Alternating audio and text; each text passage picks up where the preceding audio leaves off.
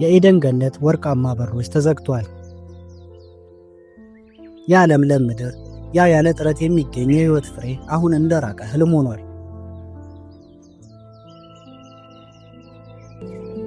አዳምና ሔዋን በወርቅ ምንጣፍ ላይ መራመዳቸው ቀርቶ ዛሬ በደረቅ አቧራና በእሾህ መካከል ሕይወትን ይጋፈጣሉ።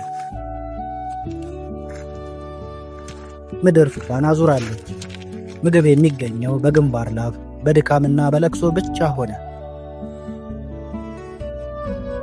በዚህ በረሃና አስቸጋሪ ዓለም ውስጥ ግን አንድ አዲስ ተስፋ በቀለ። ቤተሰብ።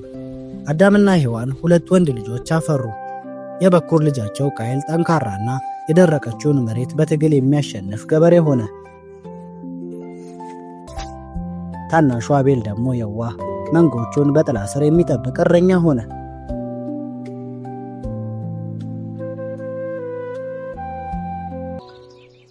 ፀሐይ እንደ እሳት ትፋጃለች። ቃየል በላብ ተጠምቆ መሬቱን ይቆፍራል። ለምን አትበቂም? ካለኝ ምርጡን ሰጥቼሽ የለምን? በማለት ይናገራል። እሾህ እጁን እየወጋው ቁጣው በውስጡ እንደ እሳተ ገሞራ ይፈላ ነበር። በአንጻሩ አቤል በመንጎቹ መካከል ሆኖ በሰላም ይመለከተዋል። ወንድሜ ሆይ እስኪ ጥቂት እረፍ። እናታችን ምግብ አዘጋጅታለች። ሰማዩን ተመልከት፣ ቀለሙ እንዴት ያምራል ይለዋል በቅንነት። ቃየል ግን በንዴት ጮሆ ውበት ሆድ አይሞላም አቤል፣ ወደ በጎችህ ሂድ፣ እኔ ገና ያልጨረስኩት ስራ አለኝ አለው።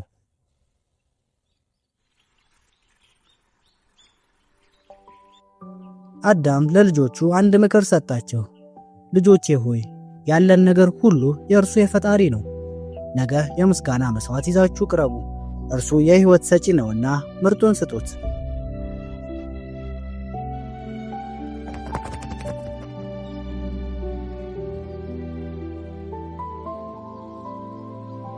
በነጋታው አቤል ከመንጎቹ መካከል ምርጡን እንከን የሌለበትና ወፋፍራሙን በግ ለጌታ አቀረበ። ቃየልም ከምድር ፍሬ ጥቂቱን ይዞ መጣ። አንዳንዶች እንደሚሉት ግን ቃየል ለፈጣሪ የሰጠው የተበላሸውንና የተረፈውን ነበር። ልቡ ከምርቱ ይልቅ ለድካሙ ያደላ ነበርና።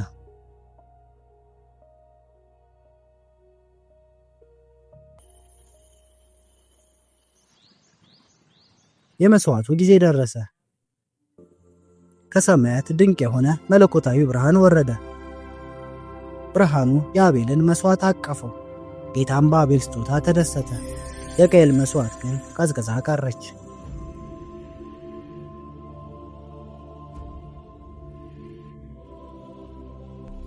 የቃየል ፊት በቅናት ጠቆረ። ጌታም እንዲህ አለው፣ ቃየል ሆይ ለምን ተቆጣ? መልካም ብታደርግ ፊትህ አያበራምን? ካልሆነ ግን ኃጢአት በደጅህ አድብታለች። አንተ ግን ልታሸንፋት ይገባል። ቃየል ግን የቅናት መርዙን መቆጣጠር አልቻለም። አቤል ወንድሜ ሆይ ና ወደ ሜዳ እንሂድ፣ አንድ የማሳይህ ልዩ ነገር አለ አለው። አቤልም በንጹህ ልብ ተከተለው።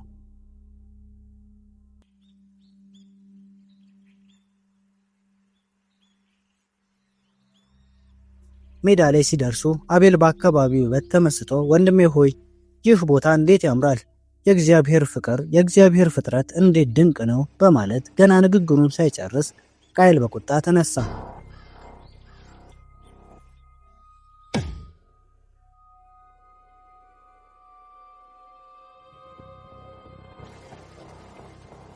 ለመጀመሪያ ጊዜ የሰው ልጅ ደም በሰው እጅ መሬት ላይ ፈሰሰ።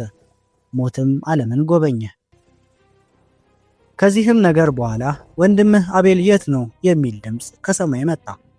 ቃየልም በድፍረት አላቅም፣ እኔ ወንድሜ ጠባቂ ነኝን ሲል መለሰ። ምን አደረክ? የወንድም ደም ከመሬት ወደ እኔ ይጮሃል። አሁን አንተ የተረገምክን፣ ምድር ከእንግዲህ ፍሬዋን አትሰጥህም፣ በዓለም ላይ ተቅበዝባዥ ትሆናለህ የሚል ፍርድ ተፈረደበት። ቃየልም አለቀሰ። ቅጣቴ ከአቅሜ በላይ ነው አለ።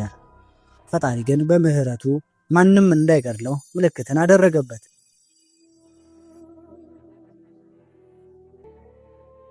ቃየልም የገዛ ወንድሙን ገድሎ ከቤተሰቦቹ ተለይቶ ወደ ባዕድ አገር ተሰደደ።